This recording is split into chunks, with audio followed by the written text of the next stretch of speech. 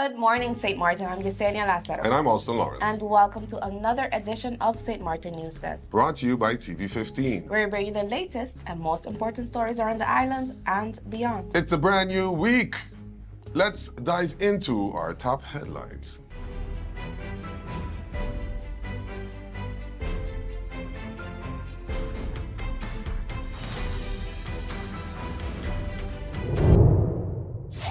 We begin with the latest updates on the riot and fire at Pointe Blanche Prison that occurred on Wednesday, May 14th.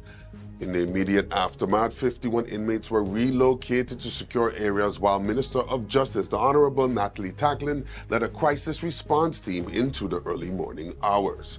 By Thursday, Minister Tacklin had returned to assess the damage and meet with the Inmates Association. 2 inmates were recognized for heroically assisting others during the fire. Cleanup and short-term rehabilitation programs are now underway with support from international partners. Aruba has sent correctional officers and a Dutch expert has joined local forces. Inmates are currently being housed in secure facilities across Phillipsburg and other detention centers, while emergency supplies and mental health support have been provided. The investigation is ongoing and independent reviews may follow. The Justice Ministry has committed to full transparency and accountability. Meanwhile, the NAPB St. Martin Union is raising concerns over the lack of insurance coverage for officers deployed during the riot, calling for immediate action.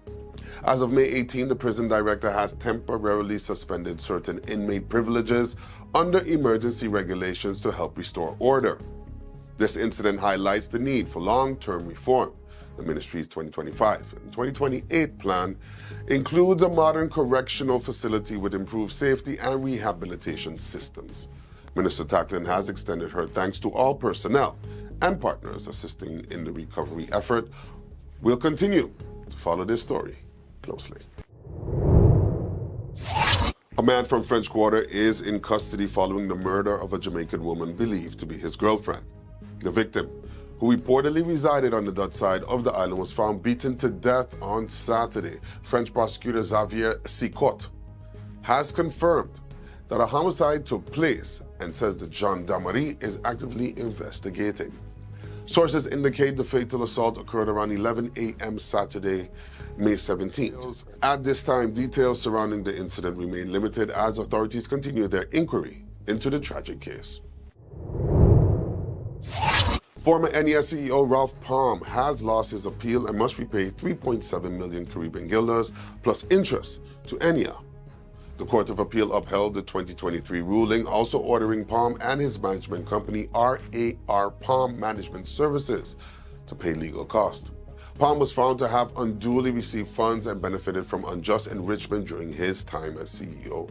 In addition to a $300,000 annual salary, he received matching yearly bonuses from 2011 to 2014. He collected bonuses totaling over 2.3 million guilders. He also received a 40,000 guilder car allowance, director-level medical and pension benefits, and in 2016, ENEA paid nearly 97,000 guilders for his Dodge Durango. These perks were granted under a management agreement signed in 2011 and later approved by then-owner Hushang Ansari of Parman International, ENEA's sole shareholder. Palm was dismissed by the Central Bank of Curaçao and St. Martin in 2018. The ruling strengthens ENEA's efforts to reclaim misused company funds and reinforces executive accountability as other legal cases against former management continue.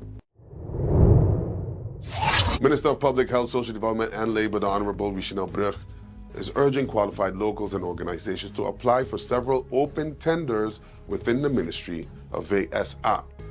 These opportunities span multiple departments and have deadlines ranging from May 19th to May 23rd this year. Currently available tenders include medical advisor for the ambulance department. That deadline is May 19th. Legislative draftsman for the inspectorate IVSA. That deadline is May 23rd. Organizational development specialist for the minister's office. That deadline is May 23rd, as well as interim head of VSA. Project leader, expert, inspectorate VSA, that is May 23rd, and IT systems specialist, also on May 23rd, with the legislative draftsman for the minister's office and the project manager, expert for the minister's office. All of these, all the last ones, May 23rd. Full details, including requirements and application instructions, are available at the government's website, www.stmartingov.org, under the Public Tenders section. Select the Ministry of VROMI and download the relevant PDFs. The ministry encourages timely submissions and welcomes local participation in strengthening public services.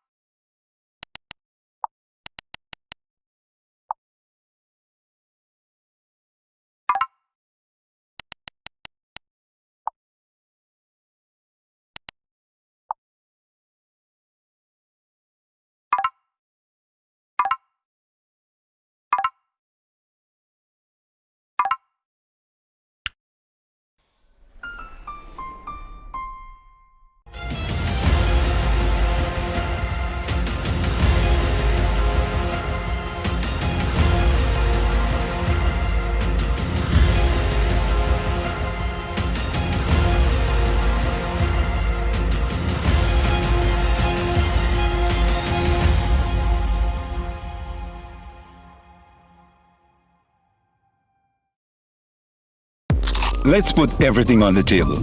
People always give their opinion, and you can either take it or crunch it.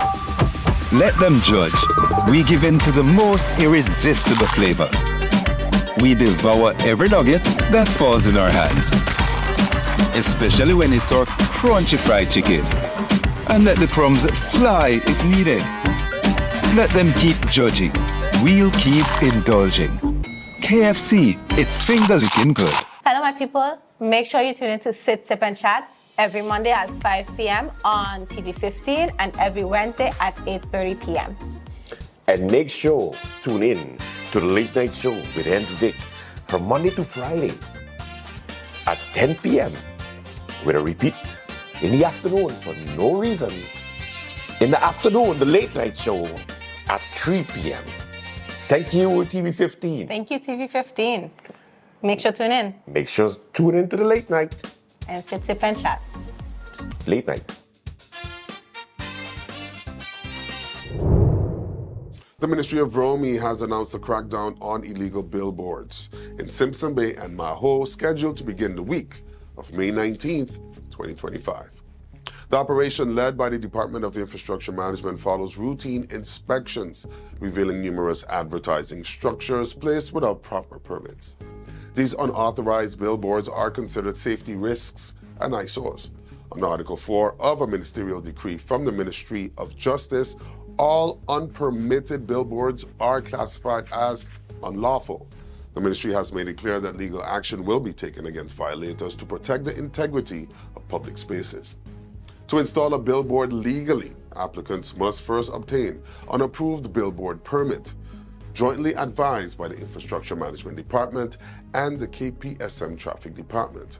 Final approval must then be granted by the Ministry of Justice.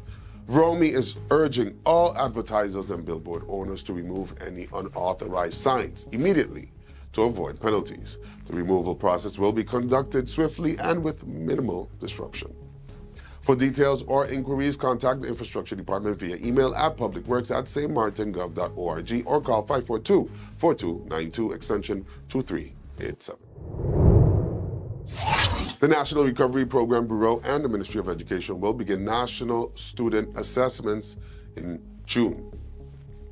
The Group 3 Learning Assessment will test reading and math skills in 24 groups from public and subsidized schools, part of the Resilient Learning Project, FRLP. The effort builds on earlier testing in 2023 and 2024 that revealed learning gaps and led to better teaching support. Results from this round will feed into a new digital platform, the ministry's management information system, to track student progress and to improve planning.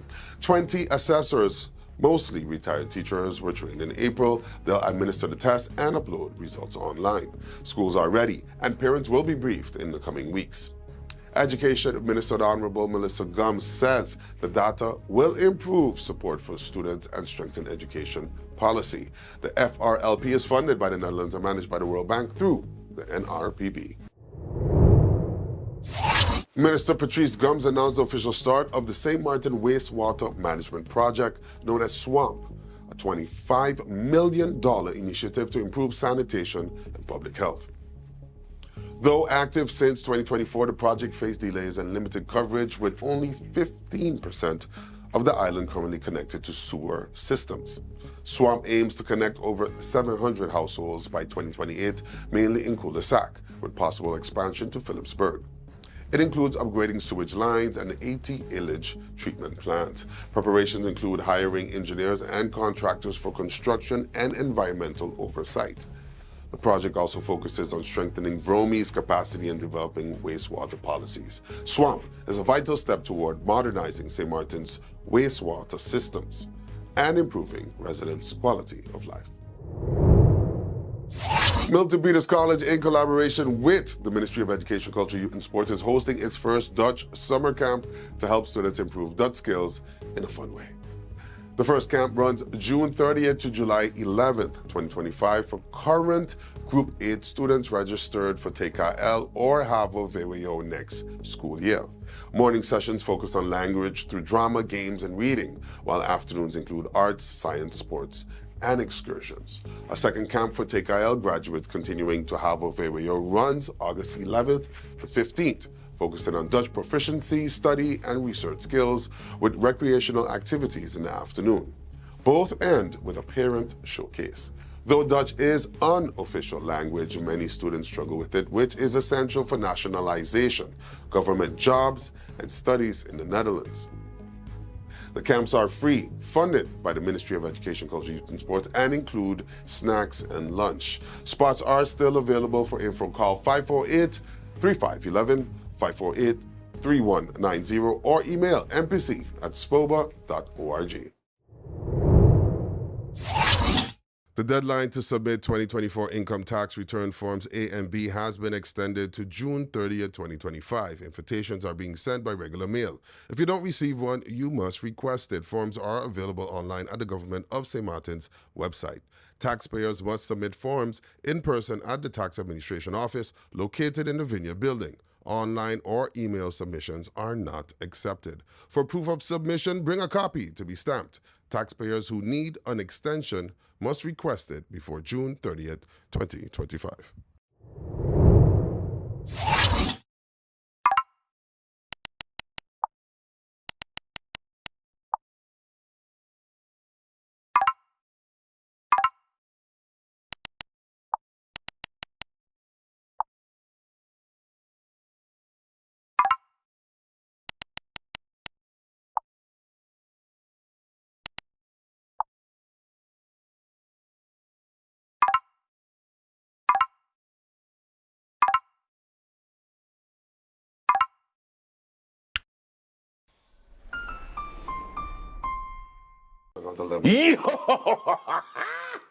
Guess what? I got an idea. It's amazing. You see how we have the link sharing all everywhere? QR link, the yeah. QR link? Yeah. Raw Caribbean Channel app. Yeah. You're welcome. Put it in the back. But it's not an app, though. It's not an app. App, you have to like download something to get it on your phone, take up space.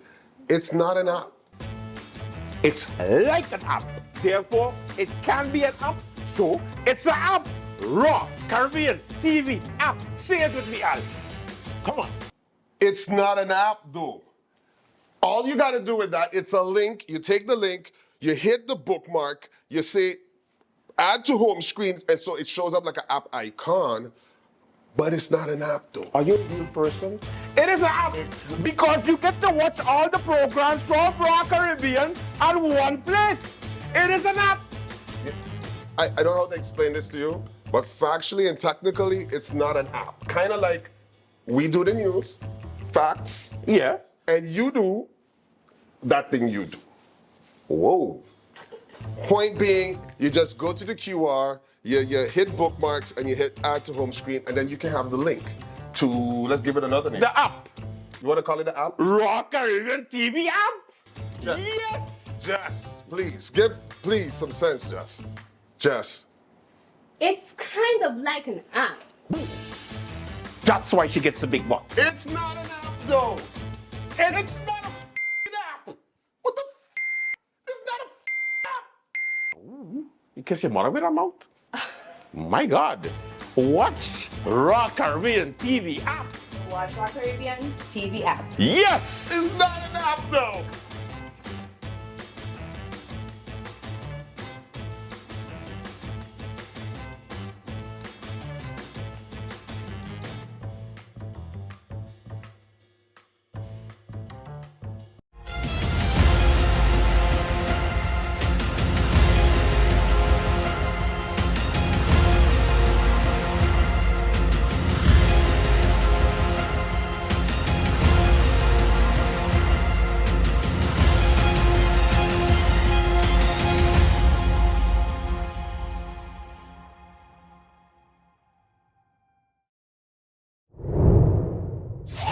The governments of St. Eustatius and Saba update the public on the Makana ferry service and its funding under the Public Service Obligation Agreement with Sinkits and the Makana. For 2024-2025, $1 million was allocated, 50% less than before, making current funding insufficient to maintain fares amid rising costs. As a result, Makana increased fares on May 1st to cover expenses. Despite efforts to secure extra subsidies from The Hague to keep fares stable, no additional funds were granted. Makana maintained fare levels until May out of goodwill. Delays and cancellations have occurred due to urgent vessel repairs prioritized to ensure passenger safety. Both island governments remain committed to reliable, affordable ferry service and will continue seeking funding solutions for 2025 and beyond. The Dutch government is expecting to exempt flights to and from the Caribbean islands from a planned air passenger tax increase set for 2027.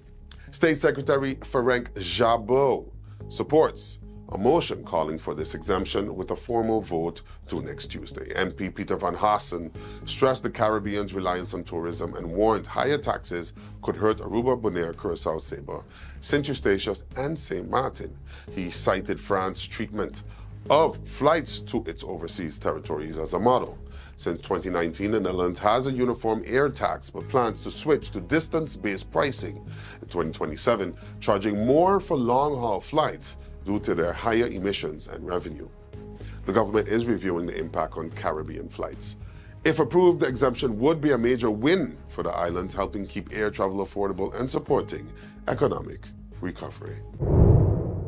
The Freegan Food Foundation from St. Martin is in the running for the prestigious Appeltje van Oranje 2025, awarded annually by the Oranje Funds.